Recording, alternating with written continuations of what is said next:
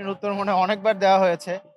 বাংলাদেশ ইসলামী ছাত্র শিবির তার প্রতিষ্ঠার পর থেকেই যারা আমাদের ছাত্র শিবিরের সাবেক আছেন, যারা অ্যালামনাই আছেন, তারা আমাদের সাথে সবসময় কানেক্টেড। তারা আমাদের আর্থিকভাবে পরামর্শ দিয়ে সহযোগিতা করে যাচ্ছেন। ফলে এই প্রশ্নের উত্তর মনে হয় নতুন করে আর দেওয়ার প্রয়োজন নেই।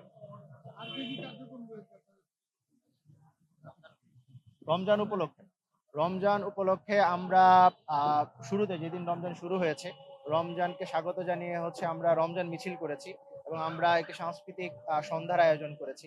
আপনারা জানেন যে মুসলমানদের উৎসব বা ইবাদত এটা শুধুমাত্র রিচুয়ালসে সীমাবদ্ধ না, এইটা তার উৎসবের মধ্যে আমেজে ছড়িয়ে পড়ে।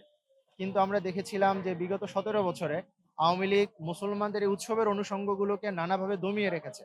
ফলে আমরা চেষ্টা করেছি এই যে আমাদের কালচারাল আইডেন্টিটির অংশ এই রমজান, সেটাকে নানাভাবে ফুটিয়ে তুলতে। ফলে ক্যাম্পাসের বিভিন্ন অংশে আমরা নানাভাবে আলোকসজ্জা করেছি এবং রমজান মিছিল করেছি এবং রমজানের আমরা আরেকটি প্রতিযোগিতা আমরা ছাত্র শিবিরের পক্ষ থেকে ঘোষণা করেছি। হিকমা রমাদান কম্পিটিশন, একটি সিরাপ প্রতিযোগিতা। এই জায়গায় হচ্ছে যে সমস্ত শিক্ষার্থীরা অংশগ্রহণ করবেন তাদের নিয়ে আমাদের উৎসব থাকবে। আমরা এর বাইরে হচ্ছে আরো বেশ কিছু উৎসব পালন করব। আপনারা জানেন যে 17ই রমজান, এই দিনে হচ্ছে ইতিহাসের অন্যতম গুরুত্বপূর্ণ অংশ বদর যুদ্ধ অনুষ্ঠিত হয়েছিল, যেই যুদ্ধ মুসলমানদের প্রথম যুদ্ধ ছিল।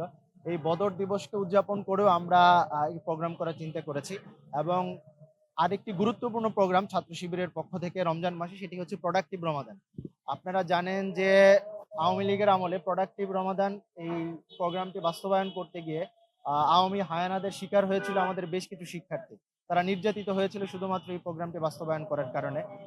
এবং একজন নির্যাতিত শিক্ষার্থী আমাদের সাথে এখন উপস্থিত আছেন, সাফওয়ান। ফলে এই যে আমাদের কালচারাল আইডেন্টিটি যেটাকে দমিয়ে রাখা হয়েছিল, ফলে প্রত্যেক বছর আমরা এই প্রোডাক্টিভ রমাদান বাস্তবায়ন করে থাকি। গত বছর আমরা বিশাল পরিসরে আন্তর্জাতিক খ্যাতিসম্পন্ন স্কলার ইয়াসির কাদিকে নিয়ে এসে প্রোডাক্টিভ রমাদান বাস্তবায়ন করেছি। এবছরও আমরা মার্চের 2 তারিখ টিএসসি অডিটোরিয়ামে আমরা এই প্রোডাক্টিভ রমাদান আবার বাস্তবায়ন করব। ফলে আমরা চেষ্টা করছি নানাবিধ উৎসব ভাগাভাগি, আনন্দ ভাগাভাগির মধ্য দিয়ে এই রমজান সবার মধ্যে সমস্ত শিক্ষার্থীদেরকে নিয়ে পালন করার জন্য।